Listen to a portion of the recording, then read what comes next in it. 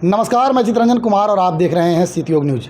देखिए, औरंगाबाद के धनाड़ी स्थित गवर्नमेंट पॉलिटेक्निक कॉलेज में एक मोटिवेशनल स्पीच का आयोजन किया गया, जिसमें मोटिवेटर के रूप में औरंगाबाद के सबसे प्रतिष्ठित शैक्षणिक संस्थान सिटी इंस्टीट्यूट ऑफ टेक्नोलॉजी के सेक्रेटरी डॉक्टर राजेश कुमार सिंह शामिल हुए।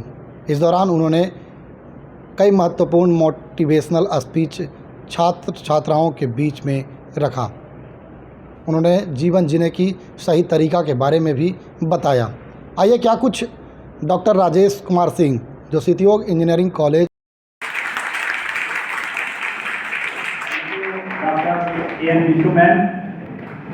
मैं सबसे पहले, हमें लगता है कि आप लोग ज़्यादा कंफर्ट इंग्लिश में रहेंगे कि हिंदी में? हिंदी। एंड मैं धन्यवाद दूंगा हमारे बड़े भाई, हमारे गार्जियन और आपके डायरेक्टर सर कि जिन्होंने मुझे आज यहाँ पर आने का मौका दिया। मैं उनको बहुत बहुत धन्यवाद दूंगा। यहाँ पर जितने डायनेमिक विद्वान प्रोफेसर लोग बैठे हुए हैं, उन्हें मैं धन्यवाद दूंगा। और हमारे औरंगाबाद गवर्नमेंट पॉलिटेक्निक कॉलेज के हमारे दिल के टुकड़े यहाँ के छात्र छात्रा हैं, मैं आप लोग को भी धन्यवाद दूंगा कि आज आप लोग के बीच में आने का मुझे मौका मिला। आज का जो प्रोग्राम है मोटिवेशनल स्पीच, मैं बता दूं, अपने जीवनी से मैं स्टार्ट करता हूँ, आप छोड़ो दूसरे का एग्जाम्पल को। मैं भी आपके जैसा सीधा साधा भोला भाला छोटा सा बालक था। अंतर यही था कि आप गवर्नमेंट पॉलिटेक्निक कॉलेज औरंगाबाद में पढ़ रहे हैं और मैं टेक्निकल की पढ़ाई पढ़ने के लिए, क्योंकि यहाँ पर उस समय ऑप्शन नहीं था, मैं मुंबई जाना पड़ा। मैं इंजीनियरिंग वहाँ से किया। तो जब मैं इंजीनियरिंग करने गया, मुंबई माया नगरी है, इंडिया की सबसे बड़ी कैपिटल बोला जाता है। जब मैं वहाँ गया तो मैं बताया कि सीधा साधा बच्चा होकर गया। मुंबई नगरी में जब गया, अपने कॉलेज में जब गया, तो देखकर सही में मेरा आंख चकरा गया। फिर मैं समझा धीरे धीरे कि मुंबई क्या है। फिर मैंने सोचा, जब मैं सेकंड ईयर में था, कि मुझे लाइफ में करना क्या। मुंबई तो मेरे पिताजी का देन था, उन्होंने बोला कि बेटा इंजीनियरिंग करना है। मैं भी साइंस का छात्र था, मैं मुंबई पहुंच गया। फिर 2 साल के बाद देखा कि जब हमारे काफ़ी सीनियर्स आ रहे थे, काफ़ी सीनियर्स लोग, जब मैं देखा कोई अमेरिका है, कोई जापान है, कोई यूएस है, कोई दुबई है, कहीं कुछ है, तो फिर मैंने एक दिन बड़ी आराम से ठंडे दिमाग से सोचा कि मुझे क्या करना है। पढ़ने में भी बहुत ज़्यादा इंटेलिजेंट नहीं था, साधारण छात्र था। एक होता है कि आप बहुत स्कॉलर हैं तो चलो ठीक है, तो वो भी नहीं था। एक साधारण छात्र होने के नाते मैं सोचा कि मुझे लाइफ में करना क्या है। मैं देखता था कि जब बच्चे फाइनल ईयर में पहुंच जाते थे तो मतलब कोई सॉफ्टवेयर, उस समय सॉफ्टवेयर का बहुत बूम था, जब वाले भी सॉफ्टवेयर 6-6 महीने का कोर्स करके सब बाहर चले जाते। तो मैं अपने बारे में सोचा कि मैं क्या करूँगा। अगर मान लो नौकरी नहीं लगेगा तो फिर मैं क्या करूँगा, घर का बताऊंगा। और वो हाल अभी सेम आपका हो है कि नहीं? आखिर में यहाँ से पॉलिटेक्निक करने के बाद क्या करोगे? कोई इंजीनियरिंग करने जाएगा मान लो, कोई बिजनेसमैन बन सकता है। आप अभी बड़ा दुविधा में हो। कोई 20-25 हजार 15 हजार की नौकरी ज्वाइन कर लोगे प्राइवेट कंपनी में, आ भी रही होगी कंपनी, है ना? तो मैं सोचा कि मान लो ठीक है भैया, थोड़ा मेरी बात सुन लो। काला शर्ट, जितनी कठिनाई है समझो कि तुम जीत के करीब हो। लक्ष्य से अपना नजर इधर उधर मत। तो बेटा, आप फाइनल ईयर के स्टूडेंट हो, एक लक्ष्य बनाइए, एक गोल बनाइए। आप जरूर 1 घंटा अपने लिए दीजिए, सोचिए कि आपको लाइफ में क्या करना है। नहीं सर के पास हौसला बुलंद रखिए। हमारी एक शुरू से है, मैं खुद मन में गुनगुनाता हूँ जब ज़्यादा टेंशन में होता हूँ। टेंशन तो आदमी का स्वभाव है, अगर टेंशन नहीं होगा तो आदमी ज़्यादा सोच ही नहीं सकता। नहीं, एग्जाम का डेट आता है, टेंशन थोड़ा बढ़ जाता है ना, कल एग्जाम है और टेंशन बढ़ जाता है। और वही तैयारी परफेक्ट होता है, लिख के आते हैं तो रिलैक्स हो जाते हैं, नहीं लिख के आए तो बाकी लोग रिलैक्शन देखकर जब तक रिजल्ट नहीं आता तब तक खुद रिलैक्स रहते हैं। रिजल्ट आता है तो जो अच्छा मार्क्स लाया वो तो है, लेकिन अंदर अंदर तो रुलाई आ ही जाती। ये वास्तविकता है, दिस इज द फैक्ट। और ये सबके साथ है ना। हाँ, पहले से आपकी प्लानिंग स्ट्रेटेजी अच्छी होगी तो हमें लगता है कि आप अच्छे में गिने जाएंगे। तो हमारी एक कहावत है, खुद को इतना करो बुलंद, खुद को इतना करो बुलंद कि खुदा पूछे कि तुम्हारी रजा क्या है। आप जो टीचर आपको जो ज्ञान जो दे रहे हैं पढ़ाई में, इतना बुलंद हो जाओ, इतना बुलंद हो जाओ कि कंपनी वाले जब इंटरव्यू लेने के लिए आए तो बोले कि तुम हमारी ही आ जाओ, हमारी ही आ जाओ, हमारी ही आ जाओ। और वो नॉलेज से ही हो सकता है। हर एक कंपनी को अच्छे आदमी की जरूरत है। आप घर में काम लगाते हो तो अच्छे लेबर को रखते हो ना, जो कोढ़िया होता है उसको भगा देते हो दूसरे दिन से, भाई मत तैयार कर सकते है कि नहीं। तो उसी तरह बेटा कंपनी में वही फंडा हर एक जगह, वही फंडा हर एक जगह है। कंपनी में भी जो अच्छे स्किल इंजीनियर होते हैं उन्हीं को रखता है, नहीं तो जब कंपनी लॉस की तरफ जाती है और स्क्रूटनी होती है तो जितने गधे हैं, कामचोर हैं, उनको निकाल दिया जाए। तो आज हम यहाँ कंक्लूड करते हैं। कितने बजे तक टाइम है सर? ठीक है। मैं यही उपदेश दूंगा बेटा, जो काम करो ऑनेस्टी से करो, ईमानदारी से करो, और होगा नहीं होगा उसकी चिंता मत करो, कर्म करो। कर्म मतलब आपकी पढ़ाई है, जिस लाइन में जाना है, नौकरी में भी जाओ तो समय मत देखो, काम करो, सीखो, सीखने का कोशिश करो। आप लोग समझ रहे हैं ना, पीछे वाले मुड़ी हिला रहे हो, 6 महीना बाद रोगे बैठ कर। हमारे भी बहुत मित्र हैं, जब रमेश चौक पर चाहे कहीं मार्केट में देख लेते हैं हमारी गाड़ी तो लगता है ये तो राजेश भाई जा रहे हैं। और मैं देख लेता हूँ क्योंकि उनका बैकग्राउंड मुझे मालूम है कि ऐसा ना कि फलना भैया पी के घूम रहे हैं, तो मैं और शीशा चढ़ा लेता हूँ ना, डायरेक्शन इधर कर देता हूँ। जब उनके सामने कहाँ समय बर्बाद करो। तो भी बहुत कॉलेज में आते कि राजेश भाई हमारे लिए कुछ कीजिए ना। हाँ, क्योंकि मेरे साथ पढ़े हैं, हमारे दोस्त हैं, उनका रिगार्ड और रेस्पेक्ट देना मेरा धर्म और कर्तव्य दोनों है। मैं उसी तरह उनको बैठाता हूँ, स्वागत से चाय पिलाता हूँ, नाश्ता कराता हूँ, हालचाल पूछता हूँ। लेकिन जब उनका रोना सुनता हूँ, उनका घर का सिचुएशन सुनता हूँ तो दया। तो बेटा दया का पात्र कभी मत कि हम तो राजेश भाई कुछ नहीं कर पाए, हमारा बच्चा ये है, घर में ये है, बड़ा बुरा हाल है, खेती हो नहीं रहा गया पहले जैसा, इस बार सीजन खराब हो गया।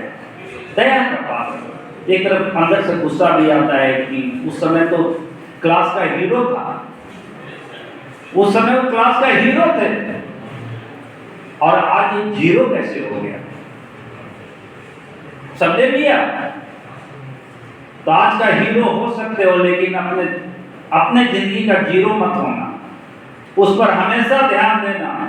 और यही है, थोड़ा दिन का हीरो कल का जीरो बन सकते हो और आज का जीरो कल का हीरो बन सकते हो। और कल का हीरो में आपके परिवार, आपका शादी ब्याह, आने वाली लड़की भी पढ़ी लिखी होगी, आप भी पढ़े लिखे होंगे, आपके बाल बच्चे कल होंगे तो पढ़े लिखे वाले हो जाएंगे। तो जिस तरह से मैं बताया कि आपका घर खुश होगा, जिला खुश होगा, स्टेट खुश होगा, उसी तरह अपना राष्ट्र इसी से मजबूत।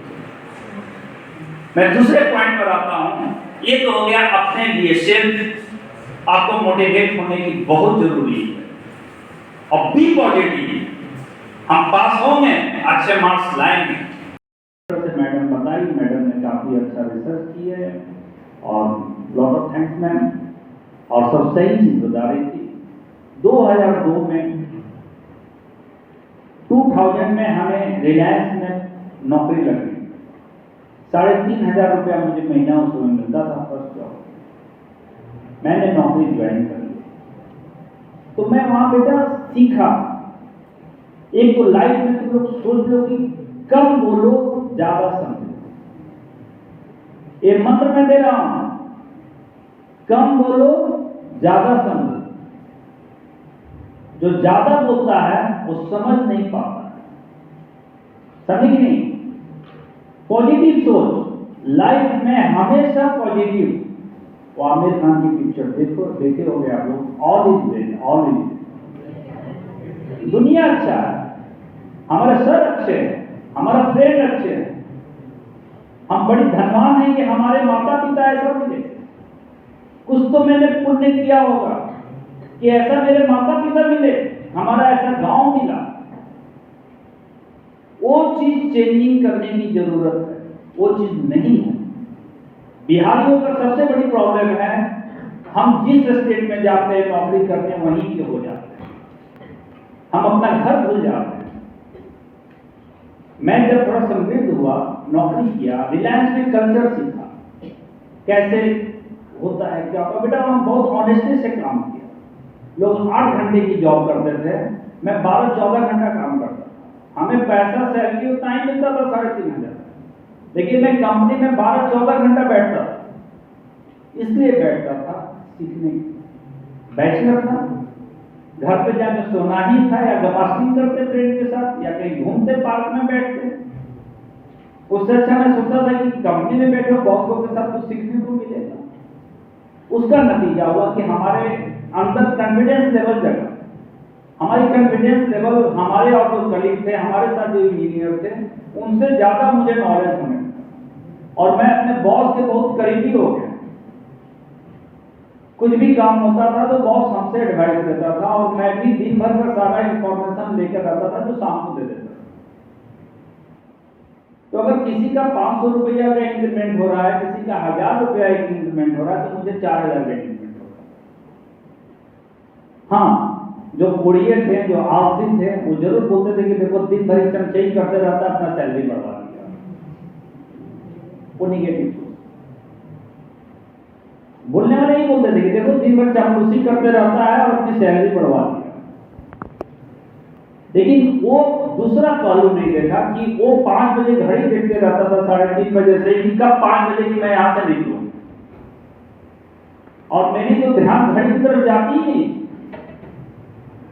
हमें लगता था कि चलो और जितना देर रुक जाएगा तो कुछ सीखने को मिलेगा।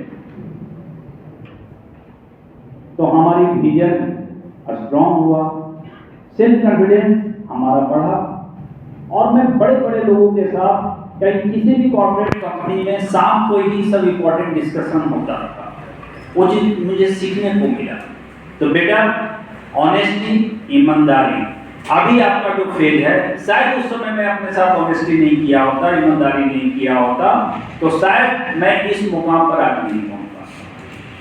फिर मैं 2002 में एक अपनी कंपनी फॉर्म किया।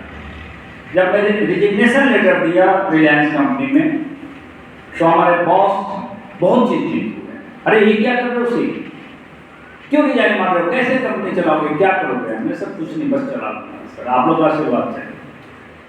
दूसरा शॉर्ट स्कीम, तो बहुत साधारण हूँ और भगवान से यही प्रार्थना करता हूँ कि इसी तरह साधारण करो, लेकिन हमारा सोच बहुत बड़ा है।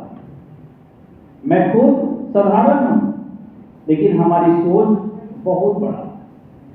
एक औरंगाबाद का जन्मा लड़का, अनुग्रह मिडिल और गेट स्कूल में पढ़ा हुआ, हिंदी मीडियम से पढ़ा हुआ बच्चा, आज औरंगाबाद जैसे जिला में एक अच्छा इंजीनियरिंग कॉलेज एस्टेब्लिश कर देना, ये कोई मजाक नहीं।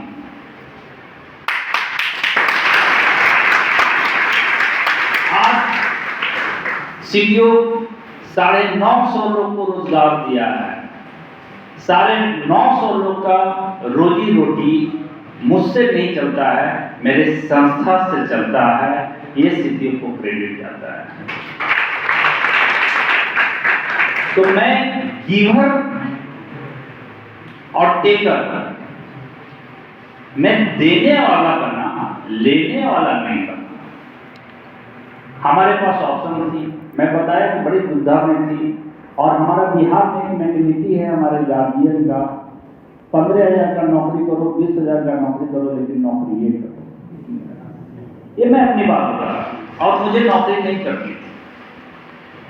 हाँ, नौकरी करके सीखना जरूर कि कंपनी कैसे चलती है, कंपनी में क्या होते हैं, कैसे लोग बोलते हैं, कैसे बैठते हैं, कैसे वर्क कल्चर है, कैसे जिंदगी चलती है। जब मैं बताया कि मैं अपने बारे में सोचा कि मुझे क्या करना है लाइफ में, तो मैंने डिसाइड किया कि कुछ दिन तक नौकरी करूंगा, सीखूंगा, समझूंगा और खूब मेहनत करूंगा ऑनेस्टी के साथ। ऑनेस्टी एक ऐसी चीज है, कोई बोलता है कि मैं बहुत ईमानदार हूं। अगर ईमानदार कोई दूसरे के लिए नहीं होता है, अपने आप के लिए होता है। और ईमानदार वही आदमी हो सकता है जो आपकी स्ट्रेटेजी और प्लानिंग पर ऑनेस्टी के साथ काम करे। जैसे आप फाइनल ईयर के छात्र हैं, आपकी सब्जेक्ट उतनी इंपॉर्टेंट नहीं है जितना कि प्रोजेक्ट आपका इंपॉर्टेंट है। आप क्या प्रोजेक्ट कर रहे हैं उस पर क्या किए। आज हमारा बिहार इस वर्ग में, आप इंडिया बोल सकते हो, बहुत पीछे। हम लोग रिसर्च पर बहुत पीछे। आपका दोस्त नहीं है, मैं भी आपके साथ था, तो उस समय हम लोग भी कॉपी पेस्ट करते थे प्रोजेक्ट में, सारा चीज दिस दैट, है ना। लेकिन बेटा जो हम गलती किए हैं वो आप ही गलती करो, तो मैं एक पाप का दर्जा दूँ। कॉपी पेस्ट हमेशा बेकार चीज होता है। तो मैंने सोचा कि मुझे नौकरी नहीं करनी। नौकरी करनी है तो किस लिए करनी है कि मैं कुछ सीखूं, मैं कुछ समझूं और लोगों को नौकरी दूं। बेटा समय को बचाइए, समय को बर्बाद मत होने दीजिए। और ये आपका सबसे कीमती अभी समय है। आप फाइनल ईयर डिप्लोमा के स्टूडेंट हो, आप सोचो कि आपको लाइफ में क्या करना है। This is the perfect time. अभी आप 5th सेमेस्टर या 6th सेमेस्टर के स्टूडेंट के 6 में सारे चले गए, 6 में चले गए। अब मुश्किल से और 3 महीने का मेहमान, 1 महीना। तो बेटा आपको सोचना बहुत जरूरी है कि लाइफ में आपको आगे बीटेक करना है, आपको नौकरी करना है, अपना खुद का काम स्टार्ट। और हमें लगता है कि सब 17-18 साल के हो गए हो, है ना। किसी तरह की कोई आवाज नहीं आनी चाहिए। अपने आप को पॉजिटिव कीजिए, लाइफ में आगे बढ़ना है और अच्छा चीज सोचिए। अब सोचने की बात है, जब मैं नौकरी से रिजिग्नेशन दिया, बिजनेस लाइन में आया, अकेला आदमी था, वो भी मुंबई में माया नगरी जैसे शहर में। कोई ना रिलेटिव ना कुछ लोग। होता है कि भाई कुछ करने के लिए बैकअप होना चाहिए, पैरवी होना चाहिए, सोर्स होनी चाहिए। हमारे पास पैसा भी नहीं था। मैं आपको गर्व के साथ बोलना चाहता हूं कि बिजनेस के लिए मैं अपने पिताजी से पैसा नहीं था, जो किया खुद किया। हमारे ही बैच के 2-3 लड़के बेरोजगार थे। एक फर्स्ट प्रोजेक्ट हमें 22,000 का मिला था रिलायंस में 2002 में, पूरे मुंबई का ऑप्टिकल फाइबर का सर्वे करना, BSNL का हो। अब सोचो रिलायंस कंपनी अपना सर्वे नहीं करा के BSNL का सर्वे करवा रही है। BSNL का इसलिए सर्वे करा रही थी, वो जानना चाहती थी कि BSNL का फाइबर कैसे है, कहाँ है, क्या है। तब उसको एनालिसिस और प्लानिंग करने मिली है। तो हमेशा कोई भी काम करने के पहले स्ट्रेटेजी प्लानिंग होनी चाहिए और मार्केट में क्या चल रहा है उसकी पूरा आपके पास नॉलेज होनी चाहिए।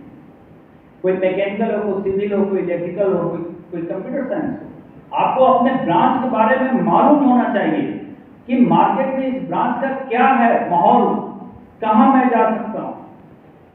और मैं बोलता हूं नौकरी करना भी अच्छी बात है, खुद का काम करना भी बहुत अच्छी बात है, समझे कि नहीं। फिर जिसको टीचिंग में जाना है वो बीटेक करे, एमटेक करे, पीएचडी करे, जैसे आज आपके सर लोग हैं। किसी को रिसर्च में जाना है, साइंटिस्ट बनना है, आज आप देखिए इंडिया में की वो लड़की पूरे वर्ल्ड में अपना नाम की ना, क्या नाम था वो? सारे लोग टीवी से जुड़े हुए थे, नॉलेज मीडिया सारे लोग, इनफैक्ट रात में वो लैंड की थी, मतलब उस समय सब लोग इंतजार में। तो ऐसा बनो कि आपकी एक पहचान हो, ऐसा बनिए कि आपकी एक पहचान हो। बड़ी पुण्य किए थे माता पिता आपके, आप बहुत पुण्य किए थे कि मानव जाति में जन्म लिया। आपके फादर और मदर बहुत पुण्य किए थे, आपने भी पूर्व जन्म में पुण्य किया था कि आप मानव जाति में जन्म लिए। आप पक्षी और जानवर भी हो सकते थे, लेकिन आप मानव जाति में लिए। तो जितनी जाति है, जितनी जंतु हैं, उसमें सबसे श्रेष्ठ जीव मानव को माना गया है, क्योंकि हमारे सोचने समझने की शक्ति बहुत ज्यादा है। एक पंछी भी बच्चे को पाल लेता है, बच्चे को जन्म दे लेता है, अपना घोंसला बना लेता है। अगर सिर्फ हम भी उतना ही काम करें, एक घर बना ले, बच्चे को जन्म दे दें और फिर चले जाए, राम नाम सत्य हो जाए, तो हम में और उस पंछी में क्या अंतर है? बीमार पड़ते हैं हम लोग, बहुत थक हार जाते हैं। जिस तरह माँ के गोद में अगर सर्प कभी लेट कर देखो और वो आंचल से ढक देती है, जो आनंद उसमें मिलता है, जो सुख उसमें मिलता है, वो सुख दूसरे में नहीं मिलता है। और कोई जरूरी नहीं कि आप नौकरी ही करो, आप खुद का बिजनेस भी कर सकते हैं। ये हम लोग के मेंटेलिटी चेंज करना। हम अगर 15,000 की नौकरी करते हैं तो हम एक छोटा सा कुर्सी बनाने का प्लान क्यों नहीं खोल सकते? हम 5 लोगों को नौकरी क्यों नहीं दे सकते? मैं बता रहा हूं, मैं खुद इंजीनियर हूं, हम तो नौकरी नहीं किए, छोड़ दिए नौकरी। तो क्या मैं नौकरी वाला से क्या मैं दुखी हूं?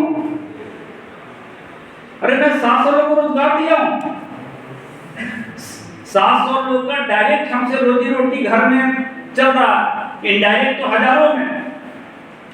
तो ज्यादा कौन सुखी है? तो हमेशा क्रिएटर बनिए, देने का कोशिश कीजिए, लेने का कोशिश कीजिए। तो मेरा आप लोग से रिक्वेस्ट होगा कि आप लोग सब टेक्निकल स्टूडेंट हैं, आप लोग आने वाले, आप लोग कल हो इस देश का। अगर घर घर मैन्युफैक्चरिंग स्टार्ट हो जाएगी, गांव गांव मैन्युफैक्चरिंग स्टार्ट हो जाएगी, तो मैं भी चाइना से पीछे नहीं रहूंगा। आज चाइना क्यों पूरे वर्ल्ड पर आंख दिखा रही है? कि वो इकोनॉमिकली साउंड है। आप वहां देखो, इंडिया में जो भी सामान है सब चाइना से आता है। तो उसी तरह बेटा, तो हम नौकरी करके भी अगर 15,000 कमा रहे हैं, अपना बिजनेस ऑनेस्टी से करके अगर 30,000 कमाए और घर में जाए माता पिता के साथ, तो ये कोई दिक्कत है क्या? दूर का ढोल सुहाना एक बिहार में मेंटेलिटी हो गया है। खेत बेच के भी बच्चों को बाहर पढ़ाने भेज रहे हैं, और बच्चा आके फिर बैठ जा रहा है तो खेत खरीदा नहीं रहा, जो बिक गया से बिक गया। दिखावा पे मत जाइए बेटा, वो हानिकारक है, वो जहर है। तो मैं उम्मीद करता हूं कि आप लोग अपने बारे में सोचिएगा, अपने जिस गांव में जन्म लिए हैं वहां के बारे में सोचिएगा, अपने जिला के बारे में सोचिएगा। और इसमें कोई नहीं जानता है कि कल कौन कहां रहे। मेरे 60% फ्रेंड आज विदेश में हैं, जो हमारे बैचमेट थे, लेकिन मैं दावा के साथ बोल सकता हूं कि अगर सब में कोई सुखी होगा तो उसमें मैं हूं। अभी हमारे कॉलेज में भी यूनियन हुआ था, सारे लोग मिले थे, सब बूढ़े बूढ़े हो गए। हमारे फ्रेंड जो सीनियर्स थे, बाल पक गया था, कोई रिटायरमेंट ले लिए थे, जो सीनियर्स थे हमारे, सब आए थे। लेकिन मैं बता दूं, स्टेज से जब मेरा नाम अनाउंस हुआ कि हमारे बिहार का एक लड़का सीनियर है, मतलब राजेश कुमार सिंह, आज खुद का इंजीनियरिंग कॉलेज है, वो हम लोग के लिए गर्व है। तो उस दिन लगा कि नहीं, मैं तो सही काम। और हमारी कॉलेज की सेलिब्रेशन सिर्फ इंडिया और औरंगाबाद में नहीं होता है, हमारे मित्र जो हैं, जो सच्चे मित्र हैं, वो विदेश में भी मनाते हैं, वो भी फेसबुक और गूगल मीट के जरिए। तो ये गर्व है कि नहीं, मैं उसे खुश हूं कि नहीं। आज वो नौकरी कर रहे हैं, कल कंपनी बंद हो जाएगी, भटकते रहेंगे नहीं। तो बेटा छोटा काम हो या बड़ा काम ईमानदारी से करो, ऑनेस्टी से करो। और जो मैं बताया ये मेमोरी, उसमें गलत चीज मत आने दीजिए, इसमें बी पॉजिटिव, अच्छे चीज को रखिए, बाकी चीज को डिलीट कर दीजिए और अपने बारे में सोचिए। अभी सिर्फ आपको अपने बारे में सोचना है। आपके माता पिता सक्षम हैं आपके बारे में सोचने के लिए। अभी सिर्फ अपने बारे में सोचिए कि आपको लाइफ में क्या करना। और मैं उम्मीद के टुकड़े, हमारे बिहार के जितने हमारे दिल के टुकड़े यहाँ स्टूडेंट बैठे हुए हैं, अगर आप मेरे ये आधे घंटे के स्पीच में किसी की जिंदगी सार्थक हो जाए, किसी तरह का बिजनेस से रिलेटेड, जॉब से रिलेटेड आपको लगता है कि हमें कोई एडवाइजर चाहिए, आपके तो सर हैं ही, आपके सर डायनेमिक प्रोफेसर लोग हैं, मैं भी आपके लिए हमेशा खड़ा हूँ, क्योंकि औरंगाबाद जिला से मुझे एक अलग ही लगाव है। किसी भी जिले के आप रहने दो, लगता है कि हमें राजेश सर की हेल्प चाहिए, तो मैं आपके साथ खड़ा हूं। कोई पैसा से हेल्प करे या नहीं करे, कोई बुद्धि से और आपका अच्छा मार्गदर्शन करे, तो वो भी एक आपका सच्चा दोस्त है।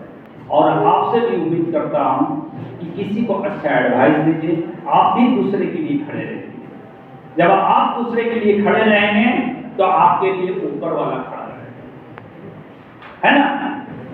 आपके लिए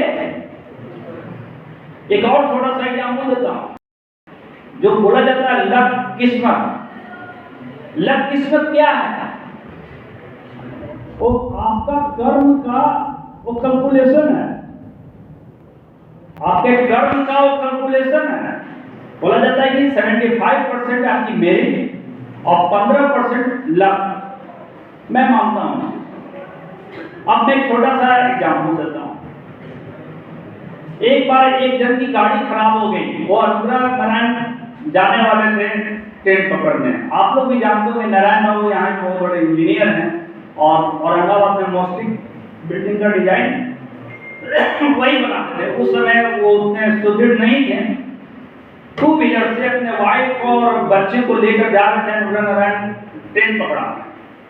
उनकी बाइक खराब हो गई। मैं उनको नहीं पहचानता था, मैं उनको नहीं उतना जानता था। मैं देखा कि फैमिली है, बच्चे हैं, ठीक है कोई बात नहीं, कि बच्चे हैं तो मतलब हेल्प करना चाहिए। आजकल लोग हेल्प करने में डरते नहीं हैं। मैं गाड़ी रोका, हमने की क्या गाड़ी खराब हुई कसम है, तो बताएंगे लेकिन हमारे फैमिली को जाना है दिल्ली और इनकी ट्रेन है और हमारी गाड़ी खराब हो गई, कोई ऑटो भी नहीं मिल रहा। उसने त्यौहार हुआ था, हमने कहा ठीक है आप गाड़ी पार्क कर दीजिए, आपको अगर हम पे विश्वास हो। मैं अपने फादर का नाम दिया था, उस समय हमें बहुत लोग जानते भी नहीं थे कि मैं उनका लड़का हूँ और मैं इनको मैं ड्रॉप कर देता हूँ। मैंने उनको ड्रॉप किया, उनकी ट्रेन पकड़ा गई, फिर वो मेरे घर पे आए, थैंक्स बोले। एक बार अब वो घटना मेरे साथ हुआ, समझे कि नहीं। मुझे ट्रेन पकड़नी थी और मैं 15 मिनट लेट हो गया। 15 मिनट लेट हो गया तो बहुत लोग बोले कि अब तो ट्रेन मिलेगी नहीं, चलिए आप क्यों जा रहे हो मेरे साथ। तो मैंने रिस्क लिया। तो लाइफ में रिस्क लेना बहुत जरूरी है।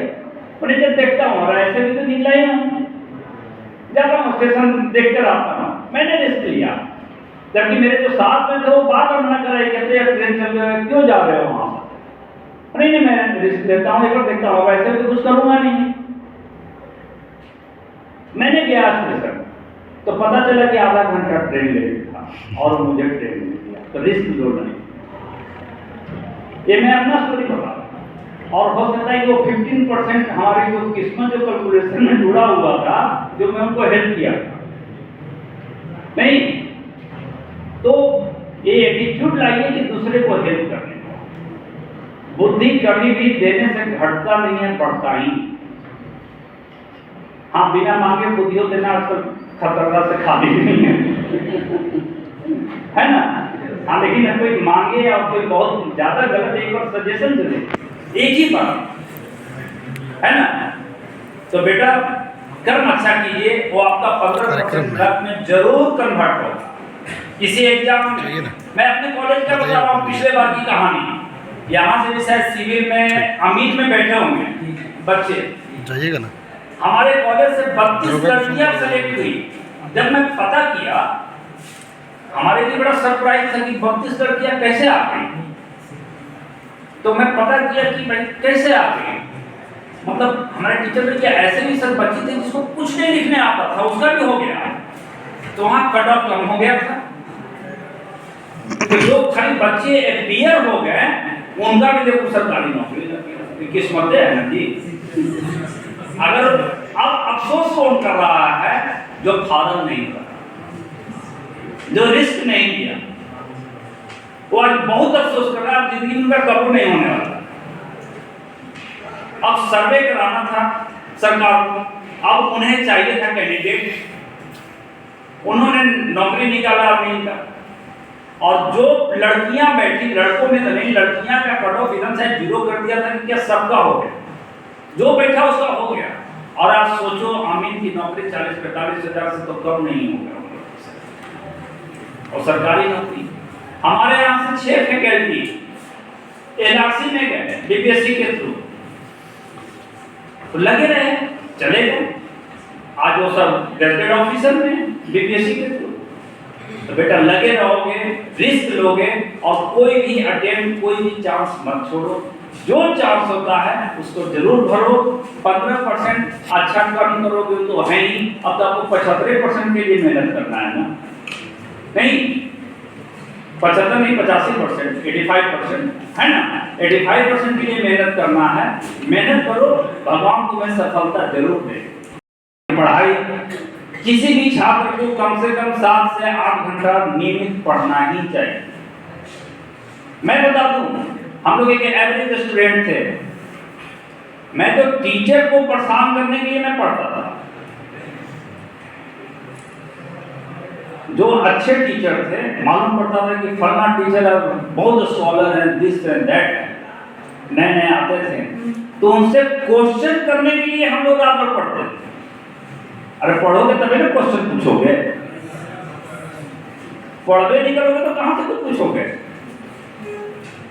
कुछ ऐसे भी टीचर थे जिनको नॉलेज कम रहता था, दूसरे फील्ड से आए हैं और एक फील्ड में आ गए, यहाँ पढ़ाने लगे, तो कॉन्फिडेंस के साथ हम लोग बोलते थे कि सर लग रहा है कि कहीं मिस्टेक हो रहा है सर। उतना बोलना मतलब बहुत चीज हो गया। तो बेटा मैं जिस तरह से बताया कि दुश्मन को गाली देकर ही उसको डाउन नहीं किया जा सकता है, इतना आगे बढ़ जाओ तो ऑटोमेटिक डाउन हो जाए।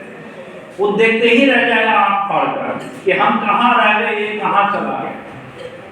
तो उसी तरह बेटा लाइफ में करना है तो होमवर्क बहुत जरूरी है। होमवर्क मीन्स उसके बारे में डिटेल इंफॉर्मेशन लेना।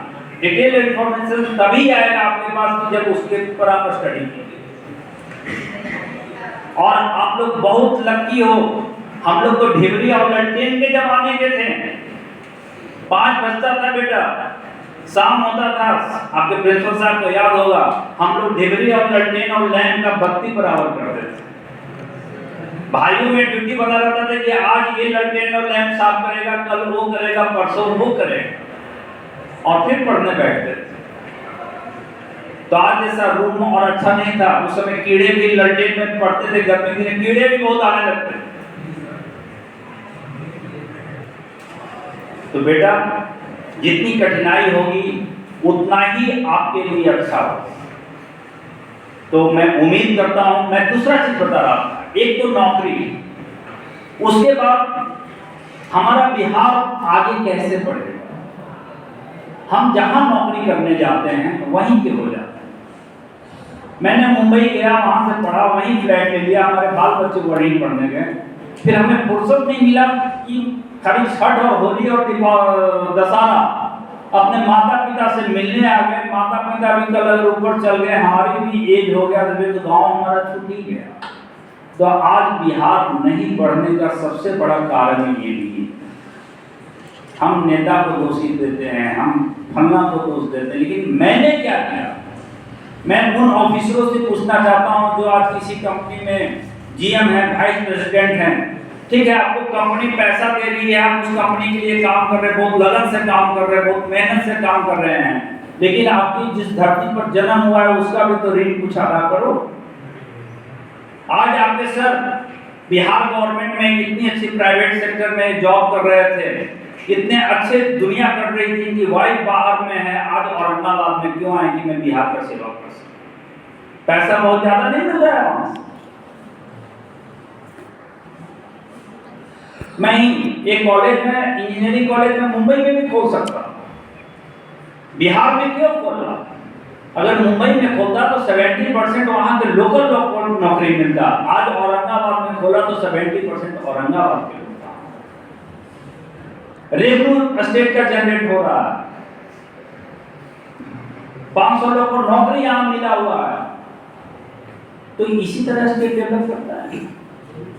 तो मैं कर रहा हूं, बाहर जरूर जाओ, सीखो, समझो, लेकिन अपने स्टेट में आकर उसको एडप्ट करो। मैंने मुंबई में जरूर सब चीज सीखा, पढ़ा, सीखा, समझा, लेकिन मैं पैसा वहां नहीं लगा कर सब औरंगाबाद में। बहुत लोग मुझे मना भी किए कि आप औरंगाबाद में क्यों, कौन आएगा? लेकिन मैं बोला कि नहीं, हमारा ऋण है, मैं अदा करूंगा। और आज मुझे खुशी है कि मैंने औरंगाबाद के लिए कुछ कर रहा हूं। अब मुझे मुंबई से लस्ट नहीं है, जबकि मुंबई गोवा लोग घूमने जाते हैं और मैं मुंबई गोवा छोड़कर औरंगाबाद आ गया। अब मुझे अच्छा नहीं लगता मुंबई। हमारी वहां टेलीकॉम कंपनी है, मुझे बहुत